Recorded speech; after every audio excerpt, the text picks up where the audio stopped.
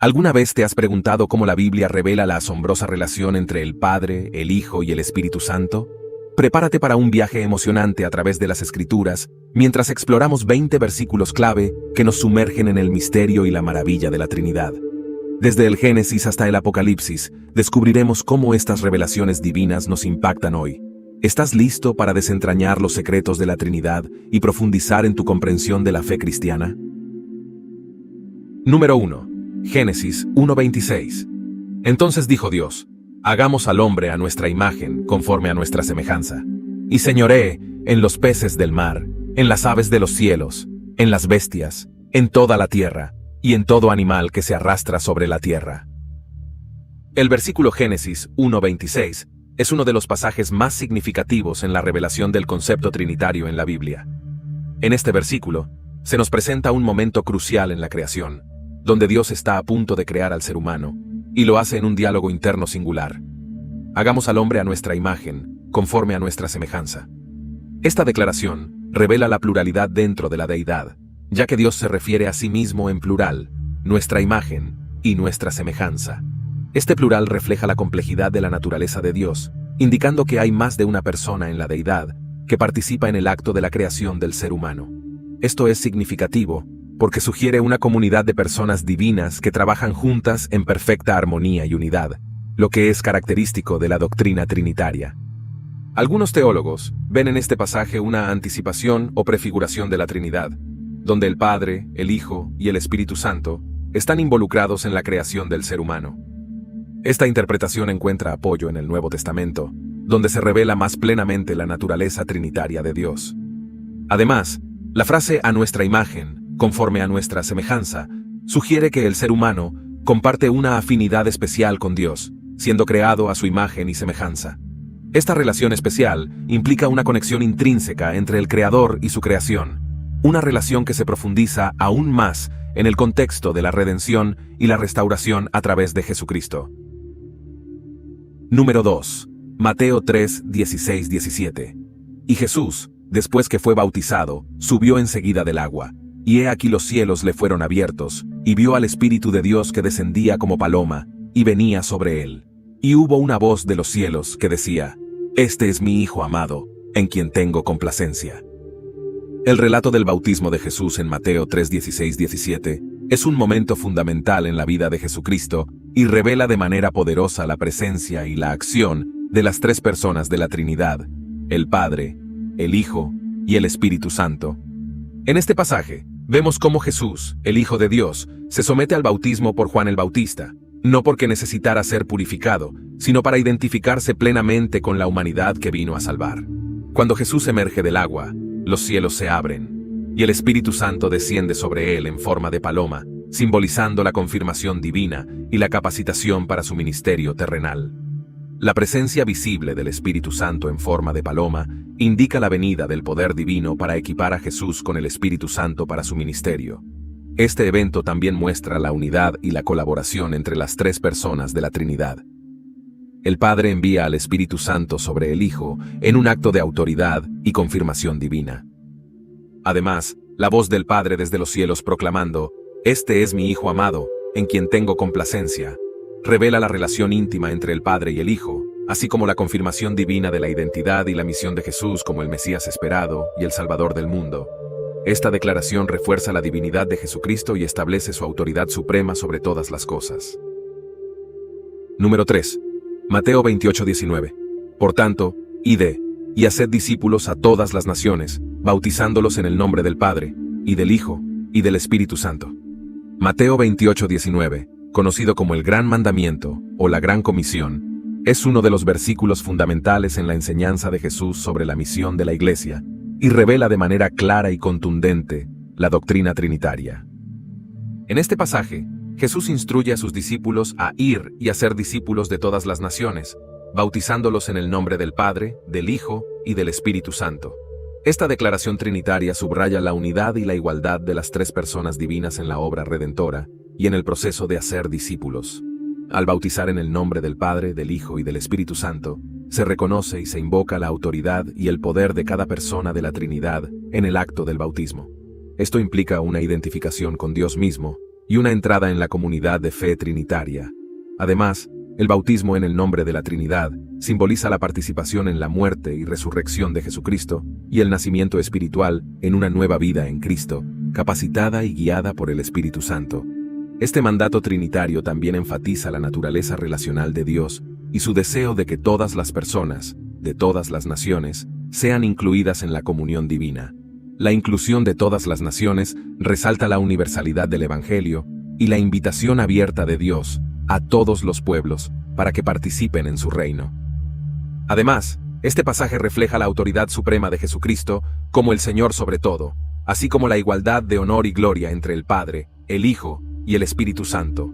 La instrucción de Jesús de bautizar en el nombre de la Trinidad revela la unidad indivisible de Dios en su diversidad de personas y enfatiza la importancia de vivir en comunión con Dios y en comunidad con los demás creyentes. Número 4. Juan 1:1-3. En el principio era el Verbo, y el Verbo era con Dios, y el Verbo era Dios. Este era en el principio con Dios. Todas las cosas por Él fueron hechas, y sin Él, nada de lo que ha sido hecho, fue hecho. Juan 1:1-3 es uno de los pasajes más profundos y significativos en la revelación del concepto trinitario en la Biblia. En estos versículos, el apóstol Juan nos lleva de vuelta al principio de todas las cosas, presentándonos al Verbo, quien es identificado como Jesucristo, como la expresión eterna de Dios. La declaración, en el principio era el Verbo, nos lleva al relato del Génesis, donde se nos presenta el acto creativo de Dios. Pero aquí, Juan nos revela que el Verbo existía desde el principio mismo, antes de la creación del mundo.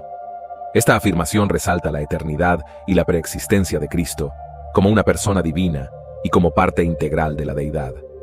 Cuando Juan dice, y el Verbo era con Dios, y el Verbo era Dios, nos está presentando una dualidad intrigante y vital. Por un lado, el Verbo está con Dios, indicando una relación íntima y personal dentro de la deidad, pero al mismo tiempo, el Verbo era Dios, enfatizando su divinidad absoluta y su igualdad con el Padre. Aquí vemos claramente la coexistencia de dos personas divinas, el Padre y el Hijo, en perfecta unidad y comunión. La afirmación de que todas las cosas por Él fueron hechas, y sin Él nada de lo que ha sido hecho, fue hecho, subraya el papel activo de Cristo en la creación del universo. Este versículo nos enseña que Cristo no solo fue testigo de la creación, sino que Él mismo fue el agente creador, dando existencia a todas las cosas mediante su poder divino. Este pasaje nos invita a reflexionar sobre la naturaleza y la identidad de Jesucristo, como el Logos o Verbo encarnado, quien vino al mundo para revelar plenamente el carácter y la voluntad de Dios. Juan nos muestra cómo Jesús, como el Verbo eterno, encarna la sabiduría divina, la palabra creativa de Dios y la revelación definitiva de su amor y gracia hacia la humanidad. Número 5. Juan 14:16-17. Y yo rogaré al Padre, y os dará otro Consolador, para que esté con vosotros para siempre, el Espíritu de verdad, al cual el mundo no puede recibir, porque no le ve ni le conoce. Pero vosotros le conocéis, porque mora con vosotros y estará en vosotros. Juan 14:16-17 ofrece una visión profunda de la relación entre Jesucristo, el Padre y el Espíritu Santo, revelando la promesa de Jesús de enviar al Espíritu Santo como un consolador para estar con sus discípulos para siempre. En este pasaje, Jesús está consolando a sus discípulos antes de su partida, asegurándoles que no los dejará solos. Él les promete que pedirá al Padre y que enviará otro Consolador, refiriéndose al Espíritu Santo. Esta promesa es una manifestación del amor y la preocupación de Jesús por sus seguidores, asegurándoles que no estarán abandonados ni desamparados en su ausencia física. El Espíritu Santo es descrito como el Espíritu de verdad, indicando que Él es el revelador de la verdad divina y el guía para los creyentes en su búsqueda de la verdad espiritual. Además, Jesús señala que el mundo no puede recibir al Espíritu Santo porque no lo ve ni lo conoce, lo que sugiere que la comprensión y la recepción del Espíritu Santo están reservadas para aquellos que tienen una relación íntima con Dios a través de Jesucristo. Sin embargo, Jesús asegura a sus discípulos que ellos conocen al Espíritu Santo porque mora con ellos y estará en ellos. Esta declaración resalta la presencia continua y activa del Espíritu Santo en la vida de los creyentes, como el agente divino que guía, enseña, consuela y capacita para vivir una vida conforme a la voluntad de Dios. Este pasaje también revela la unidad y la colaboración entre las tres personas de la Trinidad, el Padre, el Hijo y el Espíritu Santo. Jesús, al rogar al Padre para que envíe al Espíritu Santo, muestra su conexión íntima con el Padre y su autoridad para actuar en su nombre. Esta unidad trinitaria enfatiza la armonía divina y la cooperación en el plan redentor de Dios para la humanidad. Número 6. Romanos 8:9. Mas vosotros no vivís según la carne, sino según el Espíritu, si es que el Espíritu de Dios mora en vosotros. Y si alguno no tiene el Espíritu de Cristo, no es de él. Romanos 8:9 es un versículo fundamental en la carta de Pablo a los romanos, donde explora la relación entre el Espíritu Santo y los creyentes, y cómo esta relación transforma su vida y su conducta. En este pasaje, Pablo contrasta dos formas de vivir: vivir según la carne y vivir según el Espíritu. Vivir según la carne implica seguir los deseos y las inclinaciones pecaminosas de la naturaleza humana caída, mientras que vivir según el Espíritu implica estar guiado y capacitado por el Espíritu Santo para vivir una vida conforme a la voluntad de Dios. La afirmación de que el Espíritu de Dios mora en vosotros resalta la presencia activa y continua del Espíritu Santo en la vida del creyente. Esta morada del Espíritu Santo en el creyente es una realidad espiritual fundamental que transforma su naturaleza interior y capacita para vivir de acuerdo con los propósitos y los valores del reino de Dios. Pablo continúa diciendo que, si alguno no tiene el Espíritu de Cristo, no es de él, lo que indica que la presencia del Espíritu Santo en la vida de un creyente es una marca distintiva de su pertenencia a Cristo. La posesión del Espíritu Santo es un sello espiritual que identifica al creyente como parte de la familia de Dios y como un heredero de las promesas de salvación y vida eterna en Cristo.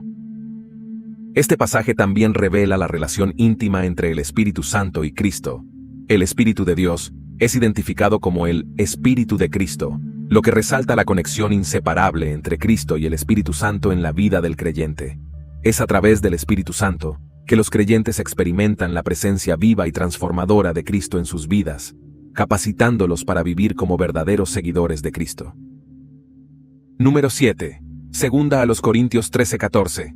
La gracia del Señor Jesucristo, el amor de Dios y la comunión del Espíritu Santo sean con todos vosotros. Amén.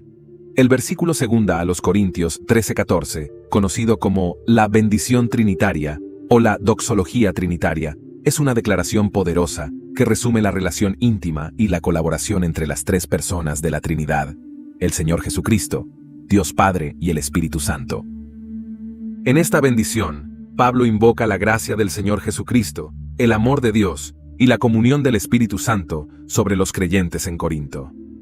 Cada una de estas tres bendiciones revela aspectos importantes de la obra redentora y la relación trinitaria. Primero, se menciona la gracia del Señor Jesucristo, que nos recuerda el favor inmerecido y la bondad salvadora de Jesucristo hacia la humanidad.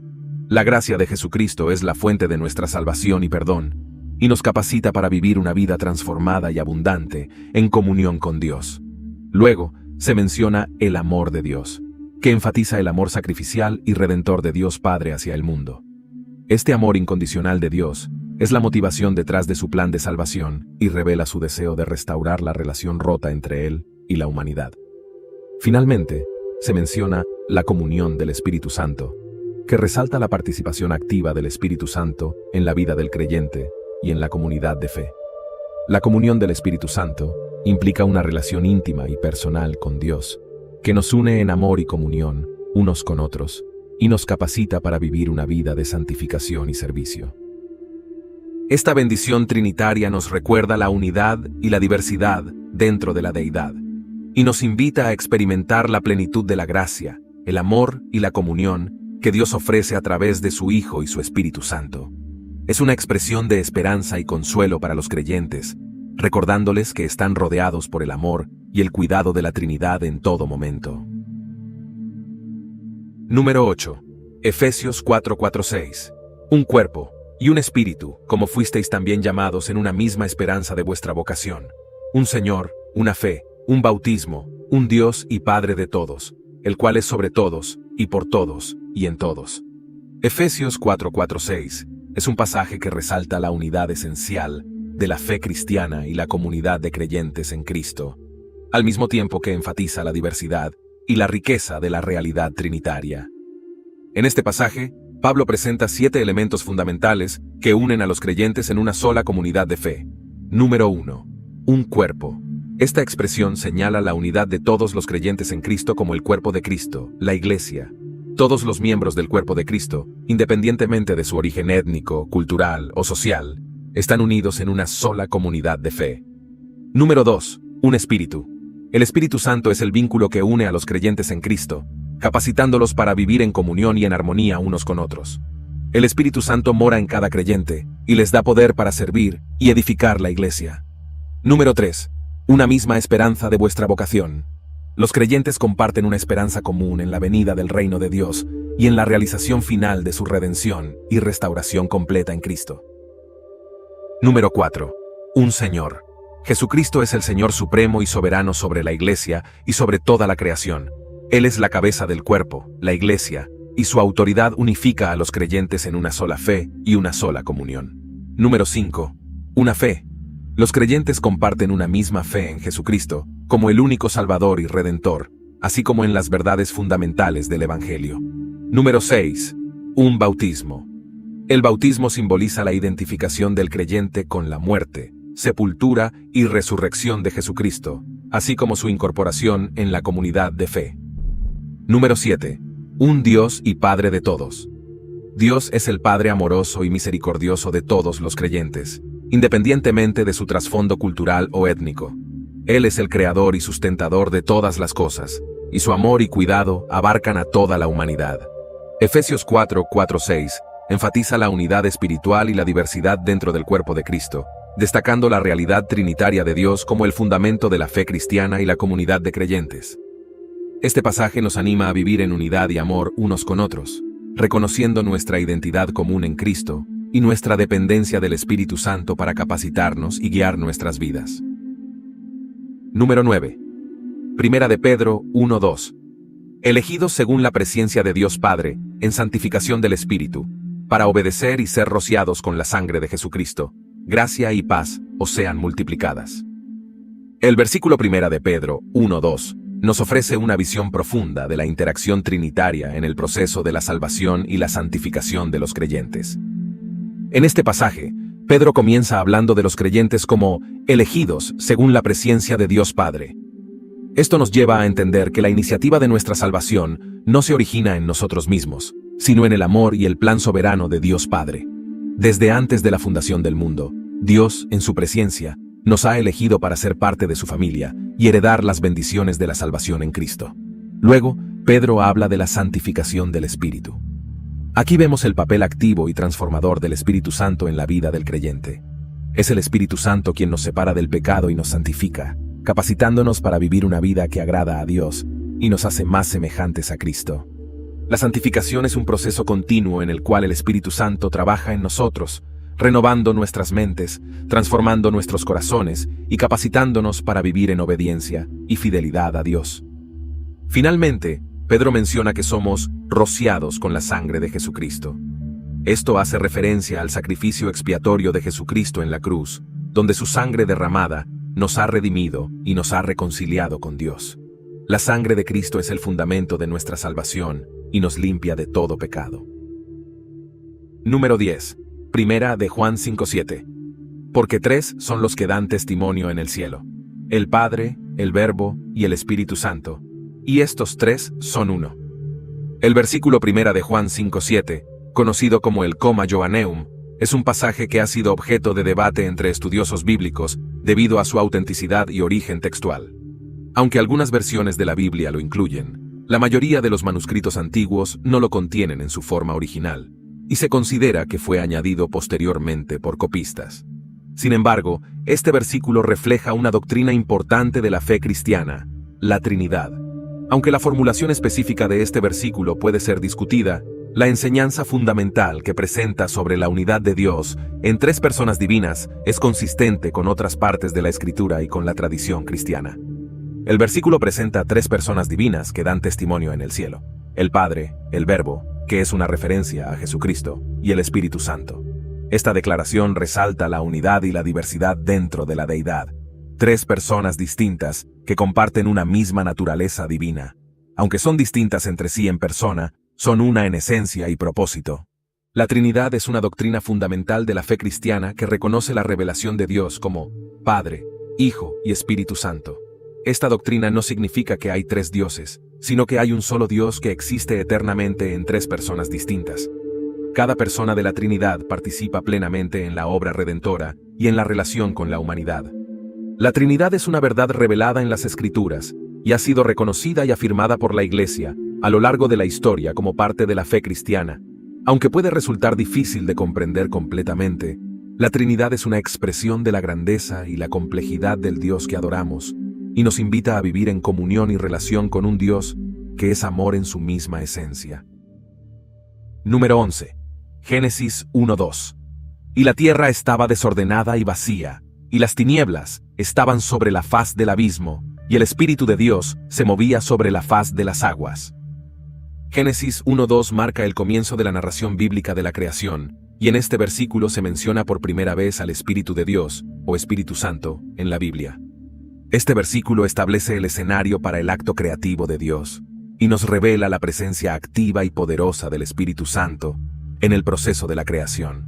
El texto nos presenta una imagen de caos y vacío en la creación primordial. La tierra estaba desordenada y vacía, y las tinieblas estaban sobre la faz del abismo. Esta descripción sugiere un estado de caos y oscuridad antes de que Dios comience su obra creativa. Sin embargo, en medio de este caos, vemos la acción del Espíritu de Dios. El Espíritu de Dios se movía sobre la faz de las aguas.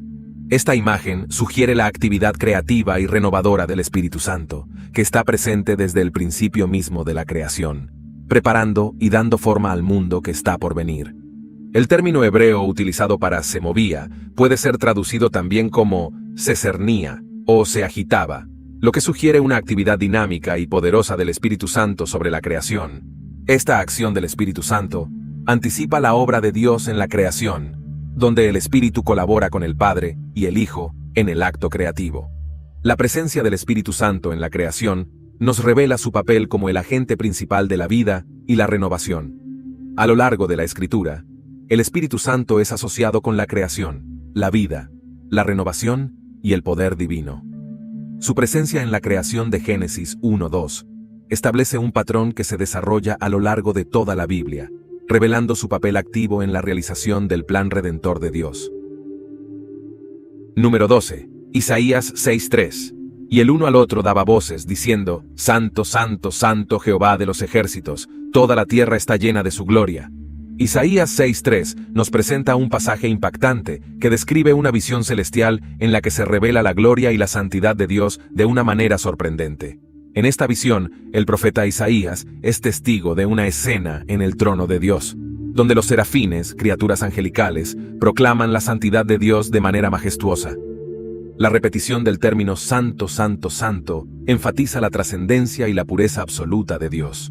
En la cultura hebrea, la repetición de una palabra 3 veces era una forma de enfatizar su importancia y significado supremo. En este caso, al proclamar 3 veces la santidad de Dios, se subraya su completa separación y excelencia por encima de toda creación. El título, Jehová de los ejércitos, resalta la soberanía y el poder de Dios sobre toda la creación y sobre los ejércitos celestiales. Es una afirmación de su autoridad suprema sobre todas las cosas y su capacidad para cumplir sus propósitos soberanos en el mundo. La declaración de que toda la tierra está llena de su gloria nos muestra la omnipresencia y la manifestación continua de la gloria de Dios en toda la creación. Aunque esta visión se sitúa en el contexto del templo en Jerusalén, la proclamación de la gloria de Dios abarca todo el universo y revela su presencia activa y su soberanía sobre todas las cosas. Este pasaje nos invita a reflexionar sobre la majestuosidad y la santidad de Dios, y a reconocer su gloria en todo lo que nos rodea. Nos recuerda que Dios es infinitamente santo y digno de toda adoración y alabanza. También nos desafía a vivir vidas que reflejen su santidad y a buscar la gloria de Dios en todas nuestras acciones y decisiones. Número 13. Mateo 28:20. Enseñándoles que guarden todas las cosas que os he mandado. Y he aquí yo estoy con vosotros todos los días, hasta el fin del mundo. Amén. Mateo 28:20 concluye el Evangelio según Mateo con una declaración poderosa de Jesús, después de dar la gran comisión a sus discípulos. En este versículo, Jesús promete estar con sus seguidores todos los días, hasta el fin del mundo. Esta promesa de Jesús es una fuente de consuelo y fortaleza para los creyentes en todas las épocas. A través de esta declaración, Jesús asegura a sus seguidores que no estarán solos en la tarea de cumplir con la gran comisión de hacer discípulos de todas las naciones. Él les garantiza su presencia constante y su apoyo continuo en cada paso del camino. La promesa de Jesús de estar con sus seguidores todos los días abarca todas las circunstancias y desafíos que puedan enfrentar. No importa cuán difíciles sean las pruebas o cuán grandes sean las luchas, Jesús promete que nunca los abandonará. Su presencia está disponible en todo momento, en todo lugar y en todas las situaciones. Esta promesa también revela la naturaleza íntima y personal de la relación que Jesús tiene con sus seguidores. Él no solo está presente de manera abstracta o distante, sino que está verdaderamente con ellos en espíritu, acompañándolos, fortaleciéndolos y guiándolos en su caminar diario. Además, la promesa de Jesús de estar con sus seguidores hasta el fin del mundo resalta la eternidad de su presencia y su compromiso con ellos. No hay límite de tiempo para su compañía. Él está con sus seguidores en esta vida y en la vida venidera hasta la consumación de los tiempos. Esta declaración finaliza con un amén, que significa así sea o así es. Es una afirmación de la veracidad y la fiabilidad de las palabras de Jesús. Es una confirmación de que su promesa de estar con sus seguidores es cierta y segura, y que puede ser confiada en toda circunstancia. Número 14. Juan 10:30. Yo y el Padre, uno somos. Juan 10:30 es una declaración fundamental de Jesús que revela su unidad con el Padre en la naturaleza divina. En este versículo, Jesús proclama, yo y el Padre, uno somos, lo que enfatiza la perfecta unidad y comunión que existe entre Él y Dios Padre. Esta declaración de Jesús es mucho más que una simple afirmación de unidad. Es una afirmación de su identidad divina y de su igualdad con Dios Padre. Al decir yo y el Padre uno somos, Jesús está declarando su unidad esencial con el Padre en cuanto a naturaleza, propósito y autoridad. La palabra uno en este pasaje no implica una unidad meramente superficial o funcional, sino una unidad de naturaleza y esencia. Jesús y el Padre comparten la misma naturaleza divina, son de la misma sustancia y comparten la misma esencia. Son uno en ser, carácter y propósito. Esta declaración también revela la relación única y exclusiva que Jesús tiene con el Padre. Él es el Hijo eterno de Dios, que comparte una comunión íntima y eterna con el Padre desde la eternidad pasada. Su unidad con el Padre es una manifestación de la perfecta armonía y la comunión eterna que existe dentro de la deidad. Al proclamar su unidad con el Padre, Jesús está afirmando su divinidad y su autoridad como el Hijo de Dios. Él es igual al Padre en poder, sabiduría y gloria, y su unidad con el Padre es la base de su autoridad para llevar a cabo la obra redentora y revelar el carácter de Dios al mundo. Esta declaración de Jesús también tiene implicaciones prácticas para los creyentes. Nos invita a reconocer la identidad divina de Jesús y a rendirle la misma adoración y obediencia que le damos al Padre. También nos desafía a buscar una comunión íntima con Jesús y a vivir en unidad con Él y con el Padre, participando en la misma vida divina que fluye de la Trinidad. Número 15. Hechos 2:33.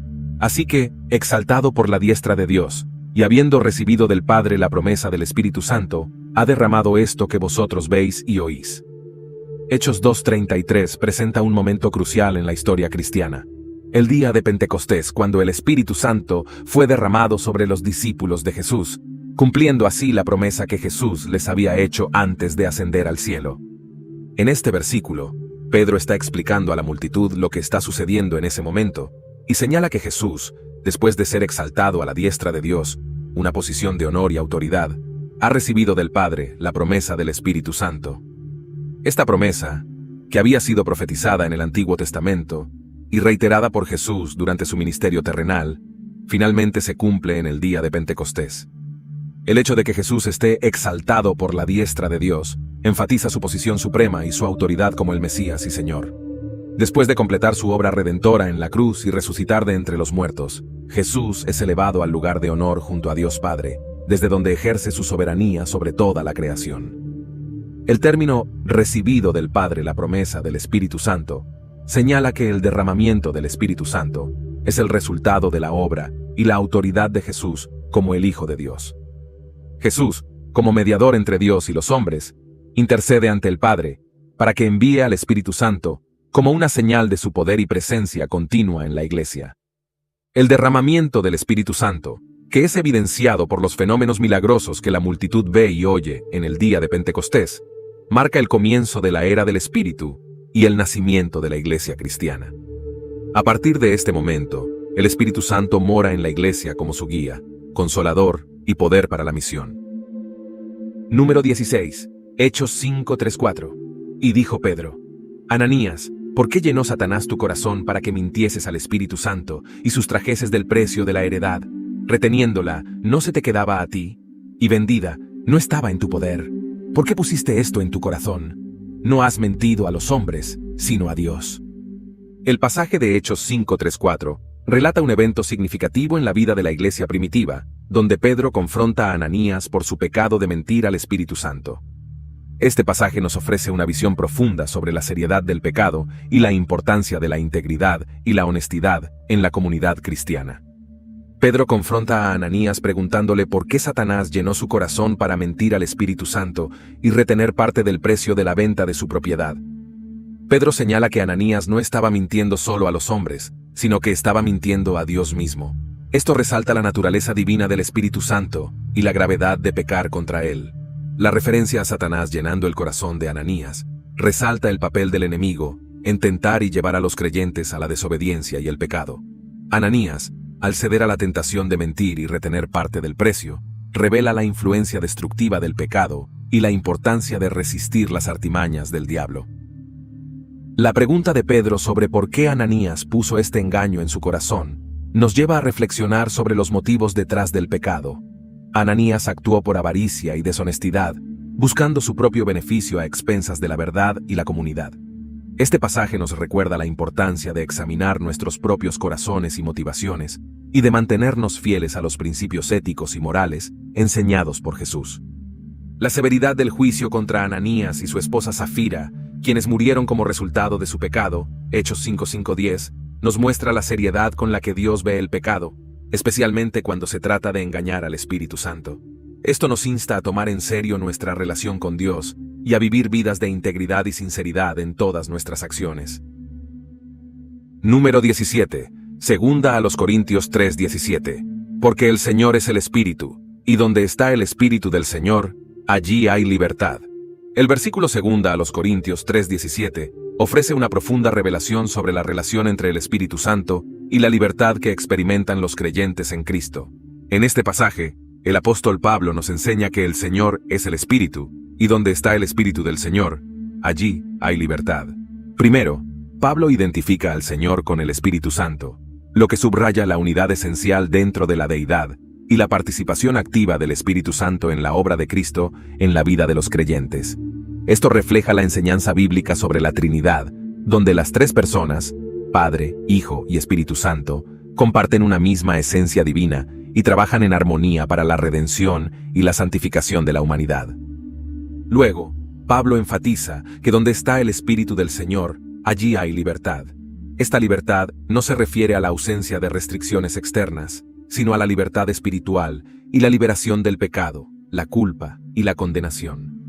Es la libertad que se experimenta cuando una persona es transformada por el poder del Espíritu Santo y vive en comunión con Dios. La presencia del Espíritu Santo en la vida del creyente trae consigo una serie de libertades significativas. Número 1. Libertad del pecado. El Espíritu Santo obra en el corazón del creyente, capacitándolo para resistir la tentación y vivir una vida de santidad y obediencia a Dios.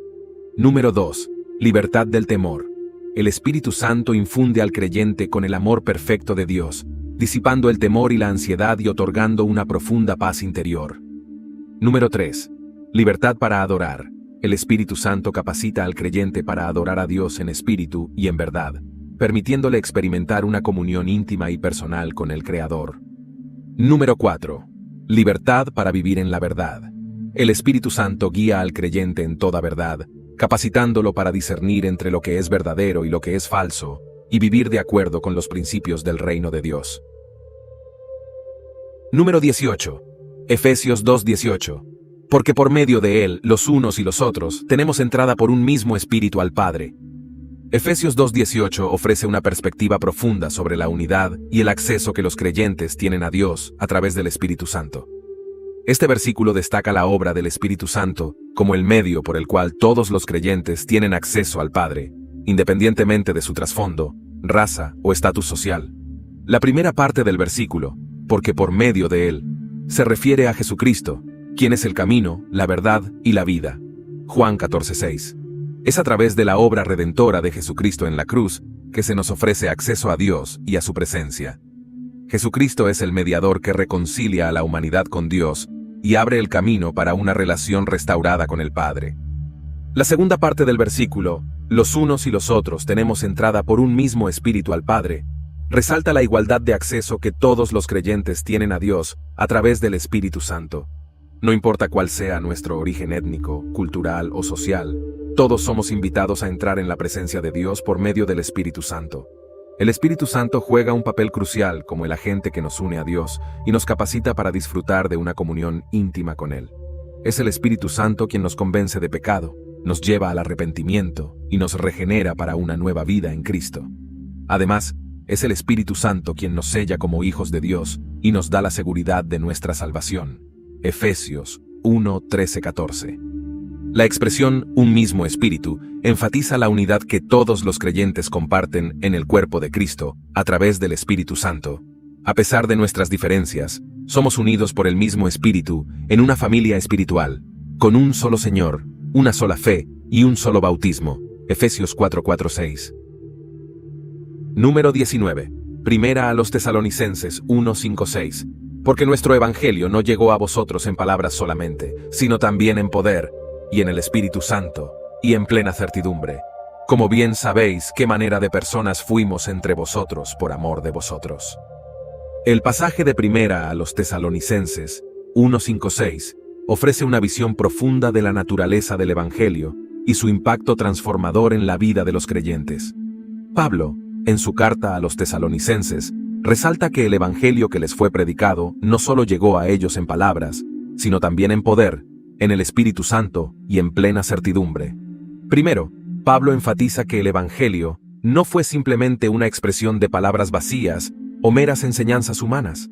Más bien, el evangelio llegó con poder divino. Esto sugiere que el mensaje de salvación proclamado por los apóstoles estaba acompañado por la manifestación del poder de Dios, lo que producía un impacto profundo en aquellos que lo escuchaban. Este poder divino no solo se manifiesta en la proclamación del evangelio, sino también en la transformación de las vidas de aquellos que responden a él con fe. Además, Pablo menciona que el evangelio llegó a los tesalonicenses en el Espíritu Santo. Esto resalta el papel activo y poderoso del Espíritu Santo en la obra de la salvación. Es el Espíritu Santo quien convence a los pecadores de su necesidad de redención, quien les revela la verdad del Evangelio y quien los capacita para responder con fe y arrepentimiento. La expresión en plena certidumbre señala que la llegada del Evangelio no dejó lugar para la duda o la incertidumbre. Los tesalonicenses recibieron el mensaje con una convicción profunda y una seguridad firme en su verdad y relevancia para sus vidas. Esta certidumbre proviene del testimonio interno del Espíritu Santo, que confirma la verdad del Evangelio en los corazones de los creyentes. Finalmente, Pablo destaca que él y sus compañeros de trabajo fueron testigos vivos del Evangelio que predicaban. Su vida y su conducta entre los tesalonicenses reflejaban la realidad del mensaje que proclamaban. Su amor y su entrega por la causa del Evangelio demostraban la autenticidad de su fe y su compromiso con aquellos a quienes servían. Número 20. Apocalipsis 1:4-5. Juan, a las 7 iglesias que están en Asia, gracia y paz a vosotros, del que es y que era y que ha de venir, y de los 7 espíritus que están delante de su trono, y de Jesucristo el testigo fiel, el primogénito de los muertos, y el soberano de los reyes de la tierra. El pasaje de Apocalipsis 1:4-5 comienza con una salutación de Juan dirigida a las 7 iglesias que están en Asia. Esta carta, que es el libro de Apocalipsis, se envía a estas iglesias para exhortarlas, corregirlas y fortalecerlas en su fe, especialmente en vista de las dificultades y persecuciones que enfrentan. Juan desea gracia y paz a estas iglesias de parte de Dios, identificando a Dios como el que es y que era y que ha de venir. Esta frase resalta la eternidad y la inmutabilidad de Dios. quien existía desde el principio, está presente en el presente y vendrá en gloria al final de los tiempos. Es una afirmación de la soberanía y la autoridad divina sobre toda la historia y el universo. Además, Juan menciona los 7 espíritus que están delante de su trono. Esto hace referencia al Espíritu Santo en su plenitud y perfección, simbolizado por los 7 espíritus, que denotan plenitud y perfección en la Biblia. Este simbolismo puede estar relacionado con el libro de Isaías, donde se habla de los 7 atributos del Espíritu Santo: sabiduría, entendimiento, consejo, fortaleza, conocimiento, temor del Señor y Espíritu de Dios, representando así su presencia y obra completa en la Iglesia y en el mundo. En cuanto a Jesucristo, Juan lo presenta como el testigo fiel, el primogénito de los muertos y el soberano de los reyes de la tierra. Estas descripciones revelan la exaltada posición y el papel único de Jesucristo en la redención y el gobierno del universo. Él es el testigo fiel que proclama la verdad de Dios, el primero en resucitar de entre los muertos, lo que garantiza la resurrección de todos los creyentes, y el soberano supremo sobre todos los reyes y autoridades terrenales. Gracias por acompañarnos en este inspirador viaje a través de los versículos clave que revelan la asombrosa relación entre el Padre, el Hijo y el Espíritu Santo en la Biblia. Esperamos que hayas encontrado esta exploración espiritual tan enriquecedora como nosotros. Si te ha gustado el video y quieres ver más contenido como este, asegúrate de darle un like y suscribirte a nuestro canal para no perderte futuras actualizaciones. Y no olvides compartir este video con amigos y familiares que también podrían encontrarlo edificante. Juntos, podemos seguir creciendo en nuestra comprensión y aprecio de la fe cristiana. Hasta la próxima aventura espiritual.